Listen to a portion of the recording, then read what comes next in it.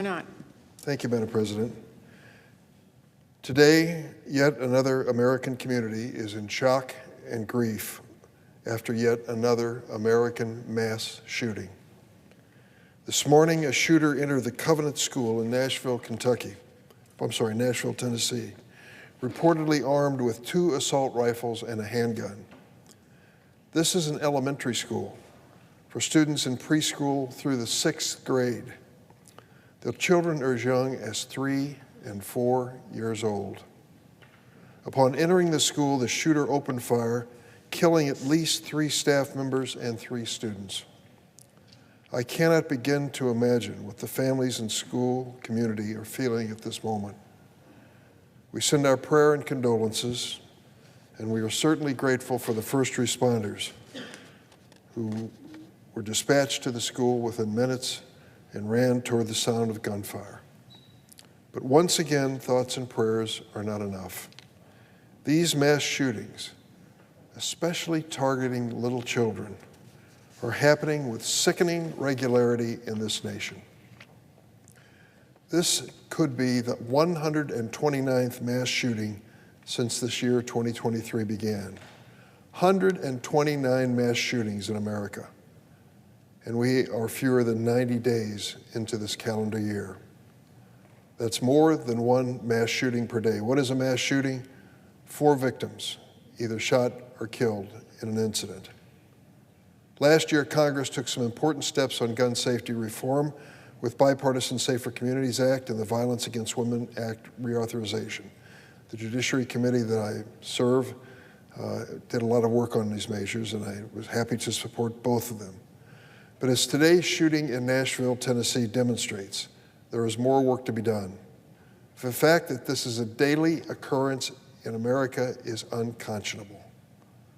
We're going to learn more details in the hours and days ahead about what actually happened in Nashville. But we already know what must be done to keep our children and communities safe from deadly shootings. I strongly support bills to ban assault weapons from civilian use and to close gaps in our background check system. I cannot imagine the Founding Fathers would even envision what we are allowing today in the name of words that they wrote in the Second Amendment to the Bill of Rights. To think that these weapons, the one that was used in Highland Park in my home state of Illinois on the 4th of July last year, the man discharged 83 rounds in 60 seconds. Tell me that the Founding Fathers had that in mind when they wrote the Second Amendment. I don't believe it. And today the early reports are that assault weapons may have been involved again. We'll wait until we see the actual facts coming in, but it would be no great surprise if that's the case. It would be a great disappointment. I urge my colleagues to come together on a bipartisan basis. We can't say that we've solved this problem or even addressed it seriously when incidents like the one that happened today in Nashville, Tennessee continue in America. We need to pass more reform to keep guns out of dangerous hands and to keep our children safe. Madam President, I ask that the statement I'm about to make be placed in a separate part in the record. Without objection. Madam President, it's good to be back. I was gone last week, fighting off my 2nd round of COVID. It was not serious, thank goodness. Good medical care, and my wife had shown a great deal of patience. My sticking around the house for too many days. But I'm glad to be back, and I want to say a word about the issue that is pending on the floor of the Senate, because it's meant a lot to me throughout my congressional career. Madam President, it was just over 20 years ago in this chamber that Congress voted to authorize the use of military force against Iraq. I remember that vote as clearly as if it were yesterday.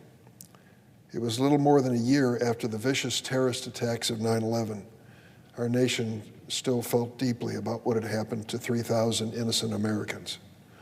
All evidence pointed to Afghanistan-based al-Qaeda as the culprit in that horrific 9/11 attack. Yet within days of 9/11, some in Washington decided to beat a different drum, not against al-Qaeda or Afghanistan, but against Iraq's dictator, Saddam Hussein. Then Vice President Cheney warned repeatedly that Hussein was actively pursuing weapons of mass destruction, including nuclear weapons, The vice president was adamant. He said there was no doubt, his words, no doubt, Hussein was amassing them to use against the United States. Former Pentagon advisor Richard Pearl argued preposterously that Iraqis could finance their nation's post-war rebuilding from its oil wealth and said he had no doubt that they would.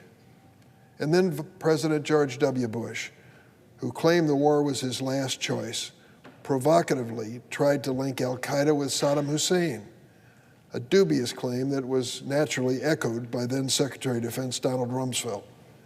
Rumsfeld even tried to claim a war in Iraq would last, listen to this, quote, 5 days or 5 weeks or 5 months, but it certainly isn't going to last any longer than that, said the Secretary of Defense Donald Rumsfeld.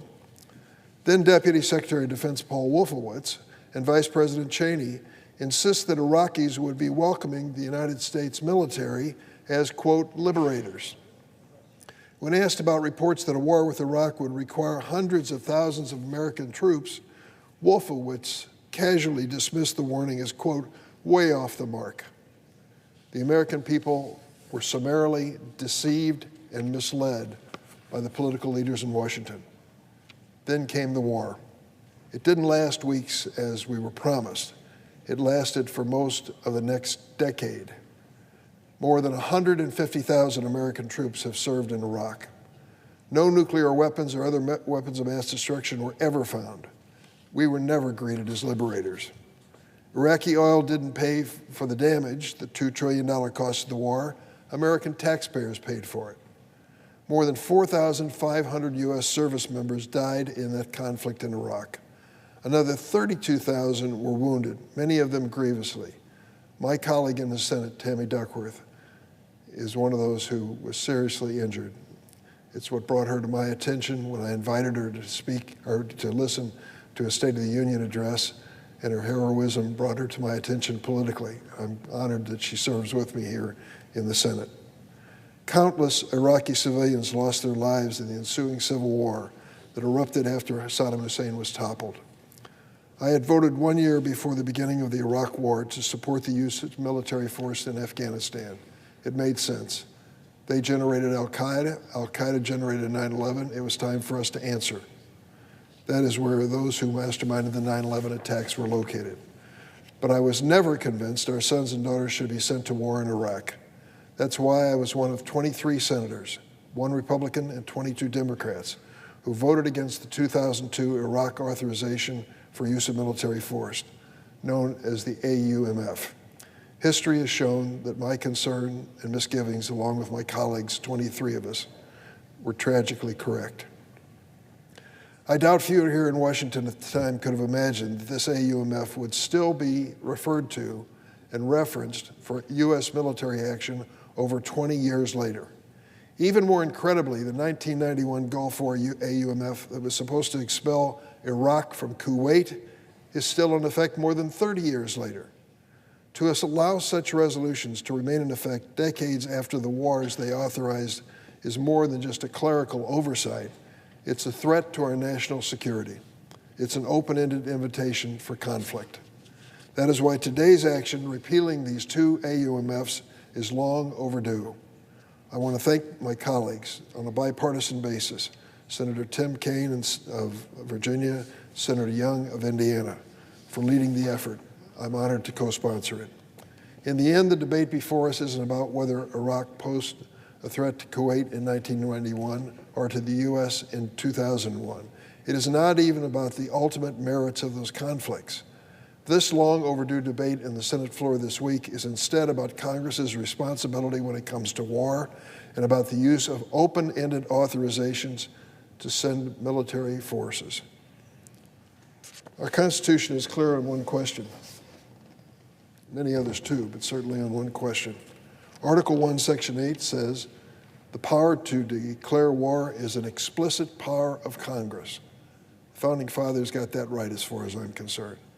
We should never send our sons and daughters, or anyone's sons and daughters, into a war without the consent of the American people through Congress. Our Founding Fathers were wise in making use of this awesome power of declaration of war. Didn't rest in the hands of a monarch or even a president by himself. but with the people's elected representatives. I've made this same argument in the House and the Senate, regardless of who was president, a Democrat or a Republican, whether it was President Bush in Iraq or President Obama in Syria or Libya. We should not leave these Iraq AUMFs or any authorizations like them in force in perpetuity. Doing so allows too much room for unforeseen consequences and too great of a chance that the authorizations will be stretched beyond their original intent. It makes the possibility of going to war just too easy. It creates a dangerous disconnect between the people's elected representatives and one of the most solemn decisions of democratic self-government. And if some AUMFs, like the one used to respond to the al-Qaeda attack on the United States, which I supported, need updating, we also need to meet that responsibility here in Congress. Let me be clear, nothing we're doing here prevents an American president from acting in self-defense or in the face of imminent threats to our American nation. Repealing these AUMFs doesn't preclude Congress from debating and possibly passing another AUMF to address future threats. But repealing these outdated authorizations for the use of force will help make sure that such AUMFs are not used for other possible wars without explicit congressional approval. Repealing these AUMFs will close open-ended war authorizations that should be revisited and debated by Congress as required by the Constitution. So I strongly support the legislation before us to repeal these authorizations and to ensure that future AUMFs are not allowed to remain in place. I plan on reintroducing my legislation that sunsets any AUMF after 10 years. If the continued use of military force is justified beyond a decade, Congress should do it expressly by vote and debate so the American people can be witness to this decision and part of it. We should no longer abdicate our responsibility by relying on a resolution that has long since served its intended purpose. Madam President, I yield the floor. Suggest the absence of a quorum. Clerk will call the roll. Ms. Baldwin.